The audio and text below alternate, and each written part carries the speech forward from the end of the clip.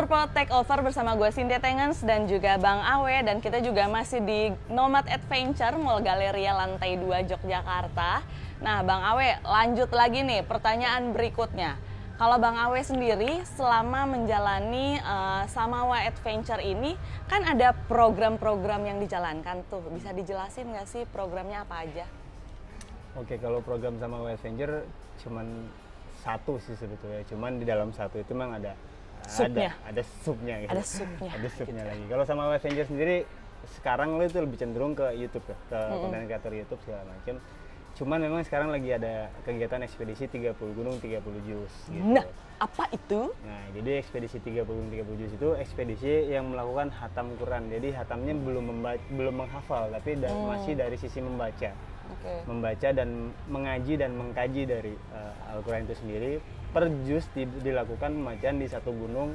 Nah, gunungnya mana aja itu yang terbentang seluruh Indonesia rencananya dari Aceh sampai dengan Papua. Nah, sejauh ini sudah jalan 2 etape, tinggal etape ketiga. Etape pertama mana sih, We? Dari Lombok, terus Jawa Tengah, ada sebagian Jawa Barat, terus etape duanya itu Sumatera. Kenapa Jawa Timur dilewatin, kenapa Bali dilewatin? Pada saat starting pandemi. Jadi banyak gunung tutup gitu. Iya, Kebetulan waktu itu buka hanya Rinjani, Jawa Tengah buka, terus Jabar juga hanya 1-2 gunung yang buka. Jadi masih banyak gunung yang kelewat. Terus etapa 2-nya Sumatera, baru selesai bulan kemarin. Etapa 3-nya baru mulai insya Allah masuk ke NTT, ke ke Sulawesi, Ambon, Papua, terus Kalimantan. Oke Bang, berarti awal memulainya ini kapan tuh? Yang etape pertama? Etape pertama sih Januari atau awal Januari tahun ini kemarin. Berarti sekarang masih pandemi ya? Yes, betul. Lagi pandemi banget, jadi memang terbatas pergerakannya itu. Jadi startnya harusnya 1 tahun sudah selesai semua, karena pandemi itu jadi mungkin agak mundur, bisa 1,5 tahun sampai 2 tahun kegiatan ini. Oke, berarti tadinya targetnya 1 tahun? Targetnya 1 tahun dan dilakukan jalan darat. Oh, jalan darat semua? Ya, naik motor. Wow, saya ingin bertanya, jadi wow terhenti karena kaget dulu ya. Berikan saya kesempatan untuk kaget. Kenapa harus naik motor?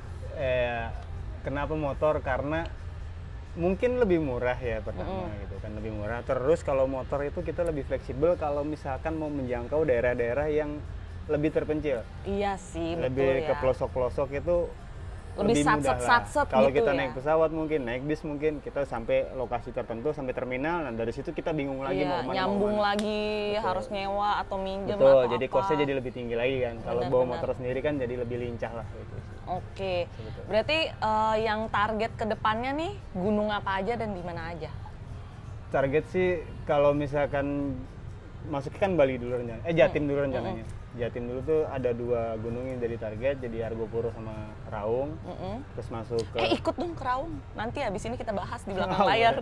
Boleh. Terus Balinya ngambil Agung, terus ke Tambora, habis itu pindah ke Sulawesi rencananya ke Gandang Dewata.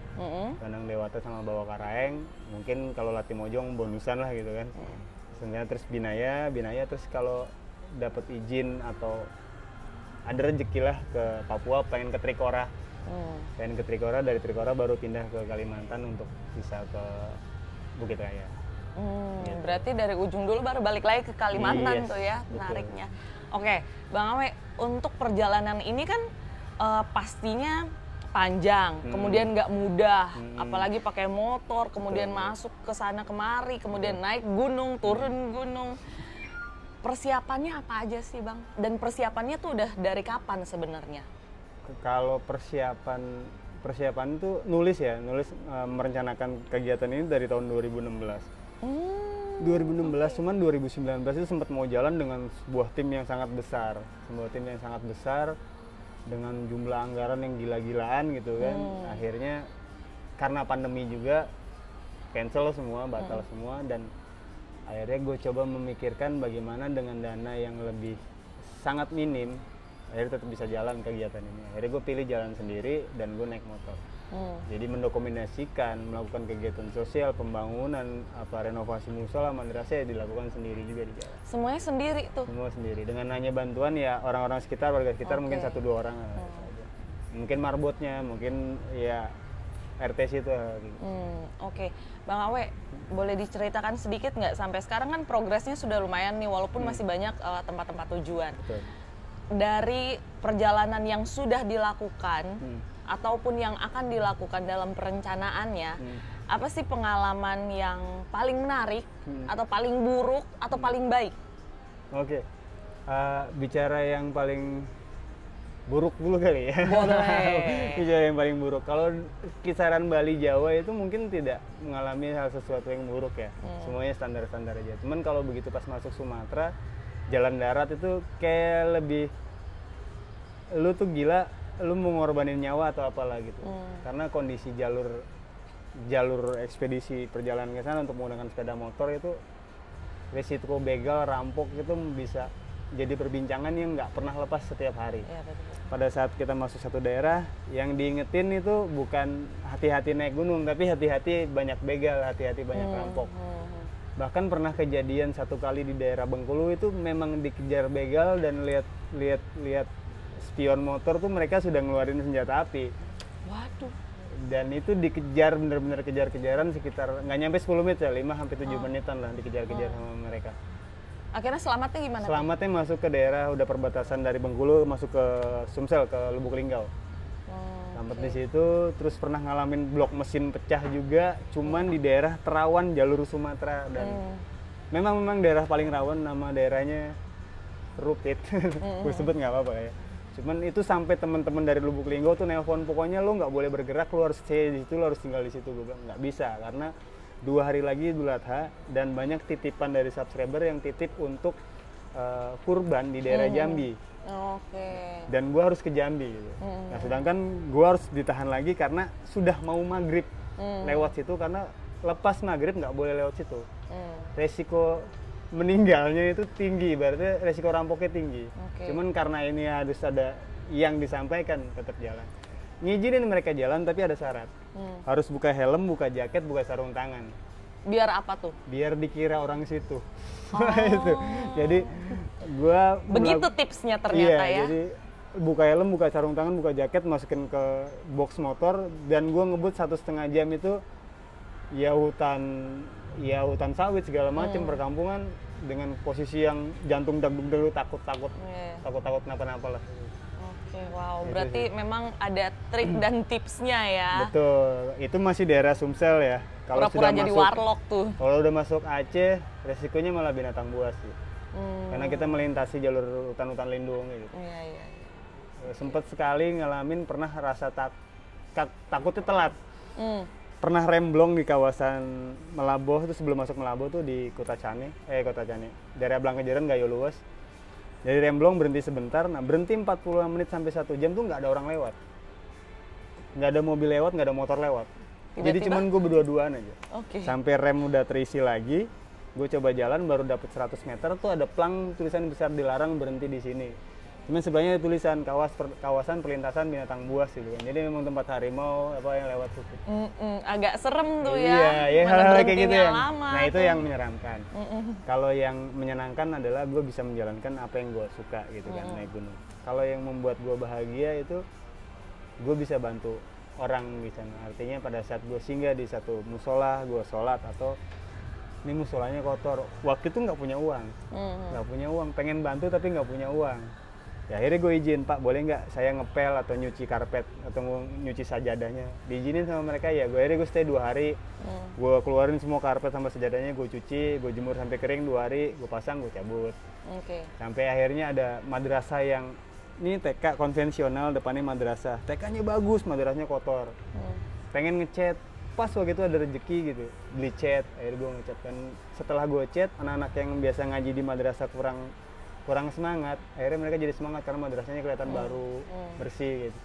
Hal-hal kayak gitu yang bikin gue sangat bahagia. Terakhir kegiatan itu gue ada renovasi pesantren di daerah Kedah, di kaki Gunung Loser. Nah, dari mulai pesantren itu 1 kamar mandi laki-laki dan perempuan itu digabung karena tidak ada sekat. jadi mereka kalau misalkan ada santriwati mandi, teman-teman santrinya keliling kamar mandi buat jagain jangan sampai ada yang laki-laki masuk gitu. Kan kasihan ya. Satu orang mandi tapi effortnya harus ada 6 sampai 10 orang yang nemenin gitu. Iya. Jadi renovasi kecil dimulai dari situ, iseng posting. Iseng posting kita mau renovasi, saya mau renovasi gini, dan akhirnya di situ banyak orang yang ikutan bantu. Jadi apa yang gue suka, ternyata apa yang gue lakukan, hal kecil yang gue lakukan bisa menggugah hati orang untuk bisa berbuat lebih gitu. Oke, berarti bermanfaat bagi orang lain. Dan itu pun nggak perlu nunggu kita punya banyak hal ya. Iya, dimulai dari hal-hal sederhana kayak tadi Bang Awe bilang, cukup dengan nyikat, ngebersihin sajadah, itu aja udah ngebantu sebenarnya. Kan basically gini, kita bantu orang kan nggak perlu apa yang harus kita bantu sesuai atau mewah segala macam. Kita bantu orang dengan apa yang kita bisa udah cukup kok. Betul. Itu aja sih. Oke. Balik lagi ke ekspedisi yang sangat panjang ini. Bang Awe mungkin boleh nggak sih share sedikit ke teman-teman di rumah?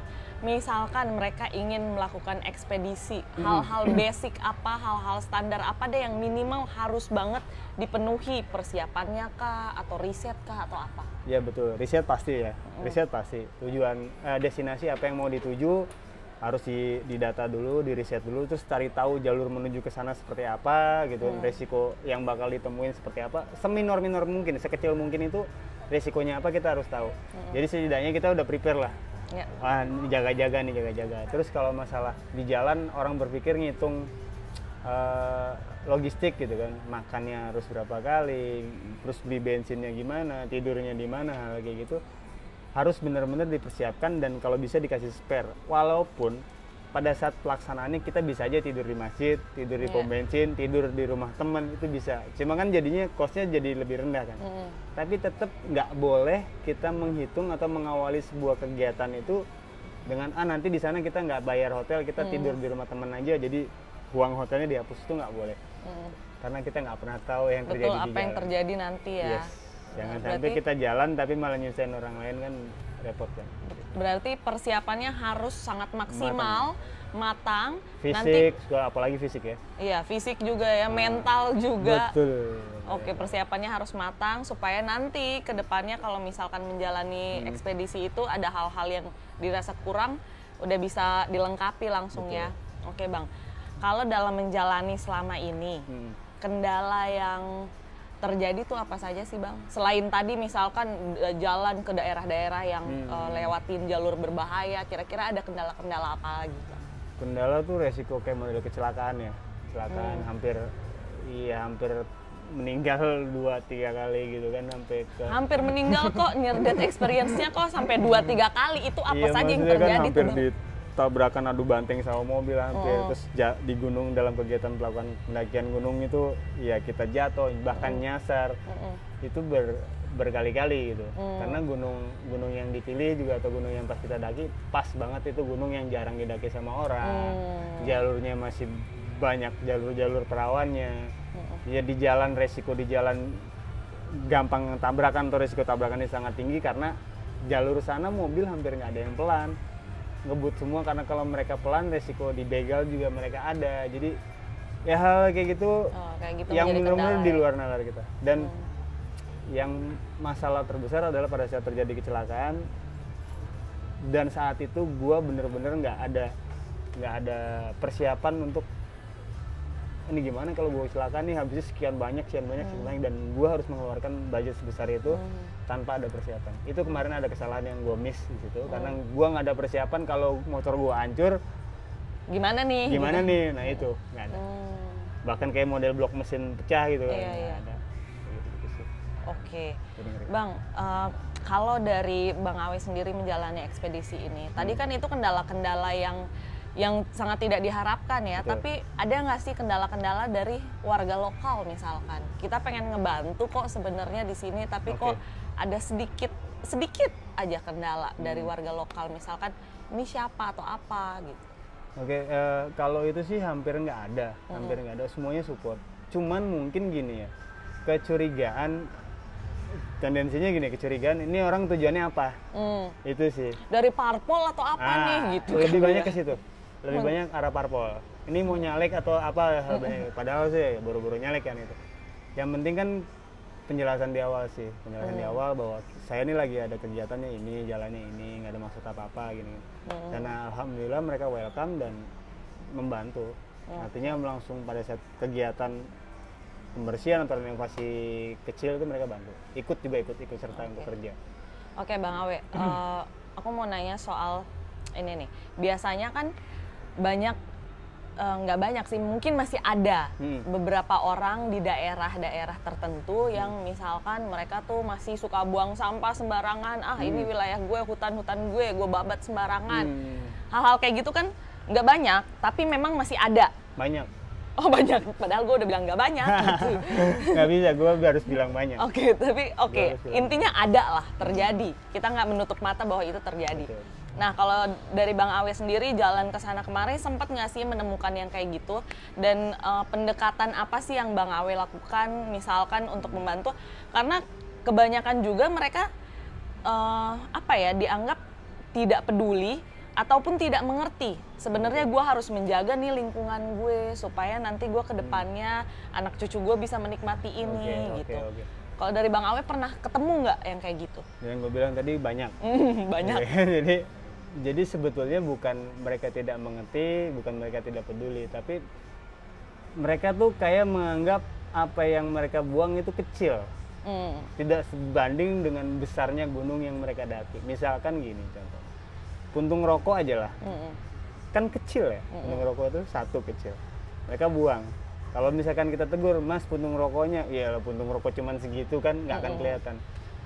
Jangan berpikir segitu sih sebetulnya. Kalau menurut gua, kalau ini naik gunung satu hari yang naik 100 orang, yang rokok tuh 50 orang, satu orang rokok 2 bungkus, berarti kan banyak jadinya. 48 batang. 48 batang kali 50 orang, itu berapa puluh batang? Banyak deh, kalkulator keluarin. Iya kan? Kalau kali sebulan, kali setahun itu bisa bikin gunung puntung di dalam gunung itu sendiri. Betul. Nah, itu yang kecil ya. Bahkan sampai ke sampah jas hujan, sampah mie instan segala macam itu mereka menganggap kecil. Karena gue ada case di Gunung Singgalang mau berantem sama anak-anak Mapala. Jadi ya mereka ada 11 orang, gue sebut dari daerahnya itu Sumatera mana ya, kalau misalkan masuk arah Pekanbaru itu. Jadi mereka bakar sampah dengan kondisi sampah yang basah, tapi dibakar. Tapi dicampur tuh, ada sampah bekas makanan, sampah plastik, sampah itu dicampur jadi satu terus dibakar. Apinya nggak besar, habis itu mereka tinggal mau pulang. Dia bilang, Bang itu sampahnya. Ya akhirnya mereka nggak bisa adu argumen ke saya, ngotot-ngototnya, ya lo mau ada urusan apa sih ngurusin sampah? Bahkan mereka sampai sebut, ya ini daerah-daerah kita, kenapa lo yang dari jauh usil gitu. Itu kebanyakan hal-hal yang sering kita dapati sih. Iya itu, jadi memang pedulinya mereka oke lah peduli, tapi mereka menganggap bahwa sampah mereka itu kecil, itu sangat resiko sih. Harusnya itu sebenarnya bisa sih, bisa diminimalisir kalau influencer kita mau nyontohin. Itu sih. Segala sesuatu yang mereka lakukan di gunung saat ini based on apa yang mereka lihat lewat media sosial. Tapi sejauh ini kan yang dilihat di media sosial tidak ada yang hal seperti itu, tapi lebih ke bagaimana sih indahnya landscape Indonesia, gunung Indonesia, betul. Hanya itu. Problematikanya, konfliknya kadang suka tidak dihindari. Gitu. Jadi hanya memperlihatkan goalsnya saja, tapi prosesnya tidak. Betul. Padahal kan orang yang penting kan prosesnya, goalsnya masing-masing beda, gitu kan. Nah itu yang tidak dilakukan. Jadi repot lah menurut gua, mesti campur tangannya tuh mesti banyak orang yang punya bargaining position untuk bisa bicara dan bisa didengar. Kayak model gua kan, ya lu siapa lo ngomong kayak itu lu siapa? Beda aku ngomong. Gitu. Iya. Kalau yang ngomong Firsa Besari beda urusannya. Iya kan? Tolong dong.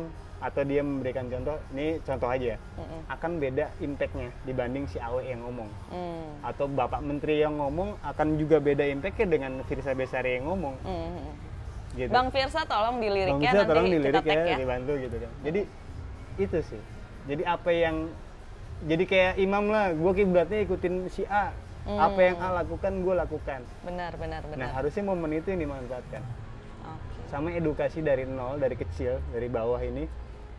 Bagaimana sih caranya naik gunung yang benar, zero waste seperti apa, bukannya kita naik gunung tuh nggak ada sampah, pasti ada sampah. Cuman sebisa mungkin diminimalisir. Misalkan gini, bawa mie instan 10. Gimana kalau kita buka semua 10 itu kita masukin ke 1 tumbler? Jadi sampahnya nggak dibawa naik. Betul. Kan Kalau gitu. enggak nanti yang lo bawa turun juga banyak tuh bebannya Nah tetap. itu, jadi yang mana? Terus ada lucu lagi, masalah sampah kenapa nggak bisa dibawa turun? Pada saat lo naik gunung dengan beban logistik yang sangat berat, begitu turun kenapa ditinggal?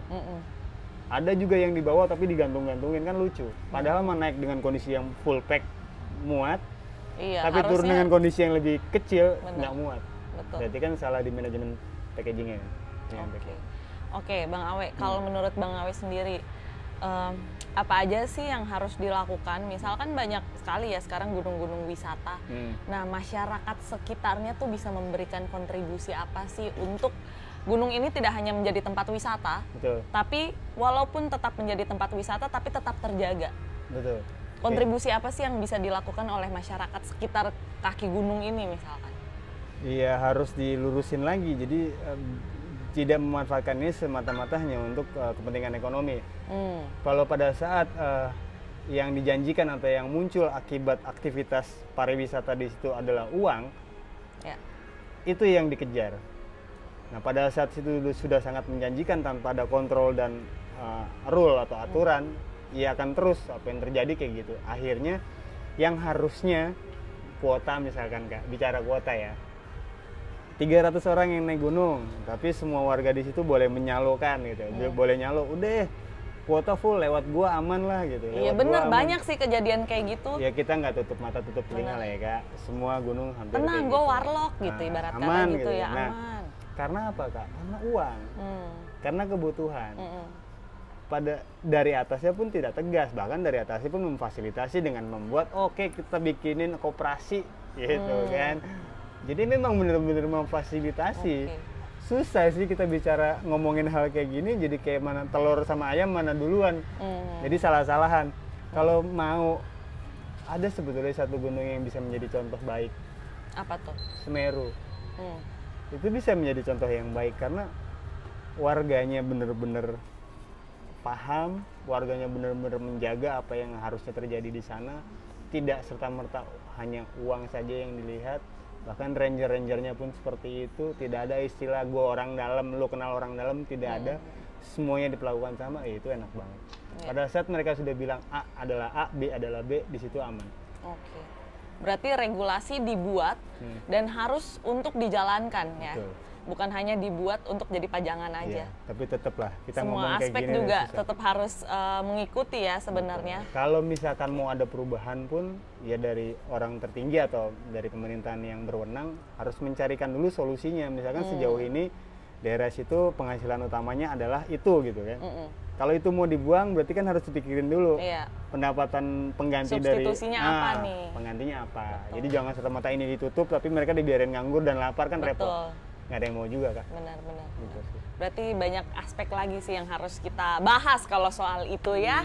Betul. Nah, jangan kemana-mana karena kita masih akan ngobrol Bang Awe. Tapi kita akan break sebentar karena kita haus guys.